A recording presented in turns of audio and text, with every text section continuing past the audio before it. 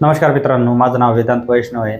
आज आपण एका अशा मुद्द्यावर बोलणार आहे ज्या मुद्द्यावर सरासरी कोणी बोलत नाही, पण मला असं वाटतं ह्या मुद्द्यावर बोलणं फार गरजेचं आहे. या गोष्टी सगळ्यांच्या जीवनात घडत असतात. बरेच लोक आहे ज्या या गोष्टीला त्रस्त असतात, पण त्यांना कुठं चांगल्या गोष्टी भेटत नाही, त्यांच्याकडं चांगल्या कोणत्या गोष्टींचं फीडबॅक नसतो, म्हणजे त्यांना कोणी सजेस्ट करत नाही या गोष्टी. त्यामुळे मला वाटतं की आपण या गोष्टीवर बोललं पाहिजे आणि जर आपण कोणाची मदत करू शकलो तर हे सगळ्यात चांगलं आहे. कारण कसं असतं, काही गोष्टी तुम्हाला अडचणी येतात, तुम्हाला भरपूर काही अडचणी येतात, तर तुम्ही त्या अडचणीमधून काहीतरी शिकलं पाहिजे. आणि तुम्ही जरी एखादी गोष्टी शिकले तर ती तुम्ही लोकांपर्यंत पोहोचवली पाहिजे की ह्या गोष्टीपासून आम्हाला अशी अडचण आली, किंवा मग आपण या गोष्टीपासून काही शिकलो तर लोकांना त्याचं मार्गदर्शन केलं पाहिजे. तर तुम्ही खरंच मार्गदर्शन केलं दुसऱ्यांना, तुम्ही काही गोष्टी समजून सांगितल्या, काही गोष्टी केल्या, तर मला असं वाटतं की तुमचाही फायदा होईल, इतरांचाही फायदा होईल. आणि जर का तुम्ही इतरांचा फायदा करू शकले याच्यासारखं चांगली गोष्ट कोणतीच नाही.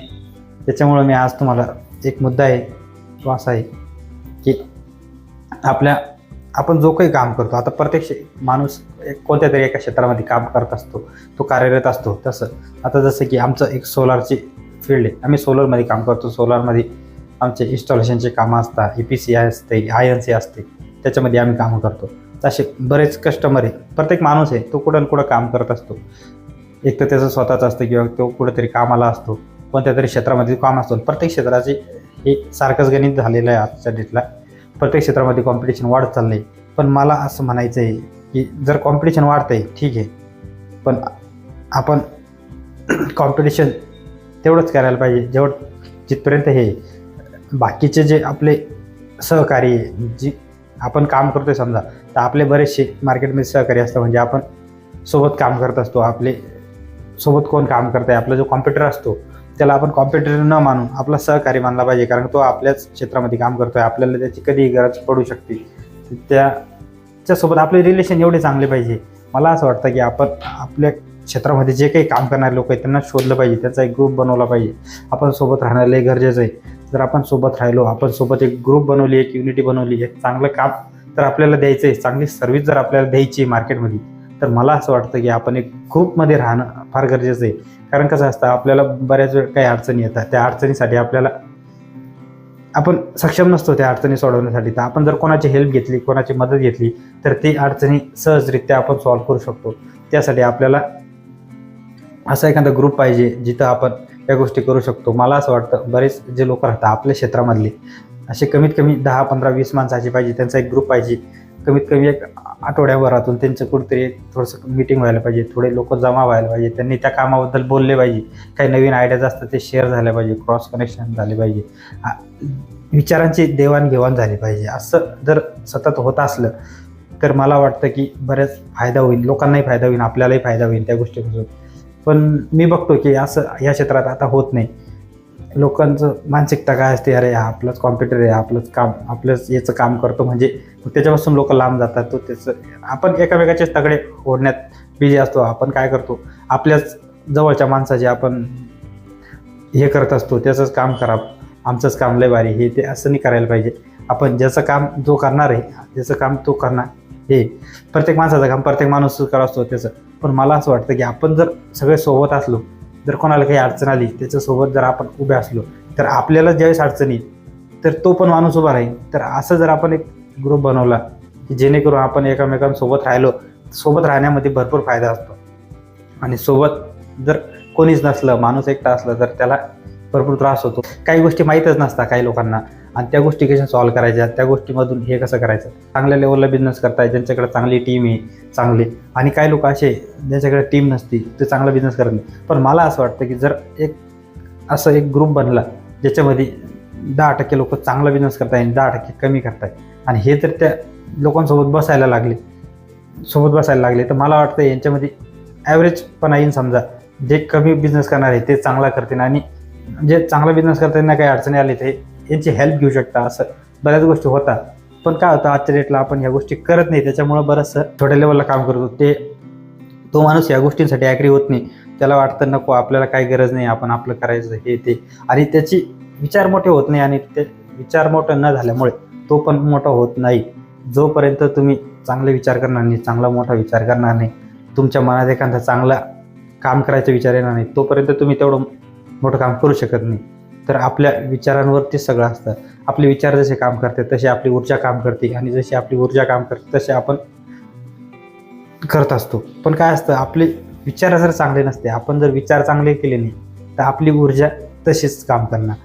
आपण जर एकदम चांगले विचार ठेवले, पॉझिटिव्ह ओरा ठेवला, पॉझिटिव्हिटीने आपण काम केलं, आपण सांगितलं अरे खरंच मी एवढं मोठं काम करणार आहे, हे करणार आहे, माझ्याकडे हे असं आहे तसं आहे, तर मग ते होऊ शकतं. पण मग तुम्हीच विचार केला नाही मार्केटमध्ये असंच झालं आहे, मार्केट तसंच आहे आजकालचे, तुम्ही जर मार्केटला सतत कोसत राहिले, तुम्ही जर मार्केटला नावच ठेवत राहिले. मी पहिले भरपूर गोष्टी मी अनुभवल्या अशा. पहिले मी इलेक्ट्रिकलचे कामं करत होतो, इलेक्ट्रिकलमध्ये हाऊस वायरिंगमध्ये मी होतो. त्यावेळेस मी हे बरेच ठिकाणी बघितलंय.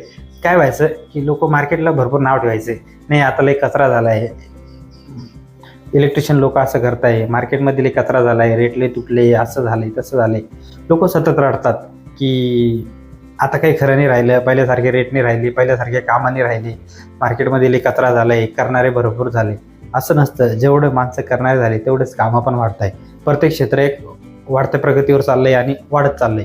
पण आपण काय करतो, आपण निगेटिव्ह गोष्टी आपल्या तोंडातून बोलतो, आपण भरपूर निगेटिव्ह गोष्टी बोलतो. त्याच्यामुळे काय होतं, पूर्ण मार्केटमध्ये निगेटिव्ह वातावरण पसरतं, निगेटिव्ह वातावरण जातं. आपल्या ब्रेनला पण ते सिग्नल जातं की आता काही खरं राहिलं नाही, मार्केटमध्ये काम राहिलं नाही, हे नाही. आणि तसं आपल्यासोबत घडत असतं. आपण स्वतःहून ते ओढून घेतो आणि तसंच घडतं आणि तसंच आपल्यासोबत होतं. पण जर आपण पॉझिटिव्ह राहिलो, आपण एकदम चांगल्या गोष्टी बोलल्या, आता भरपूर कामं आहे माझ्याकडे, एकदम चांगले काम आहे, मी चांगलं काम करतो, माझ्याकडे चांगली टीम आहे, तुम्ही सतत असं बोलत राहिले.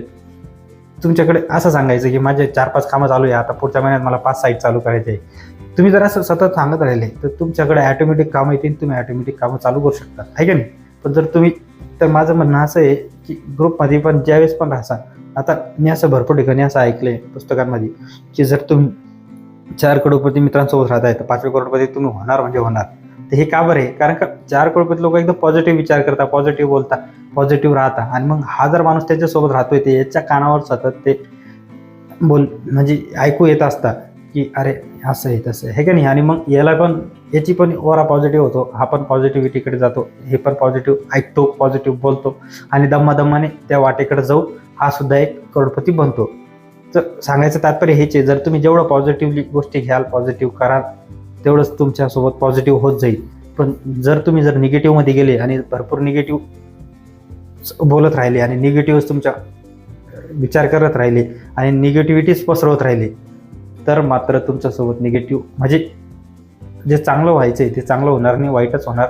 तुम्ही जसा विचार करणार तसंच तुम्ही उद्या स्वतःला बघणार, त्याच पद्धतीने हे करू शकता. तर तुम्ही स्वतः असं विचार करायचं, मी खूप चांगले कामं करतोय, मी खूप चांगला माणूस आहे, माझे खूप कामं चालू आहे, माझ्याकडे चांगले माणसं आहे, असं विचार करून जर तुम्ही खरंच कामं केले तर तुमच्यासोबत खरंच लय चांगलं होणार आहे.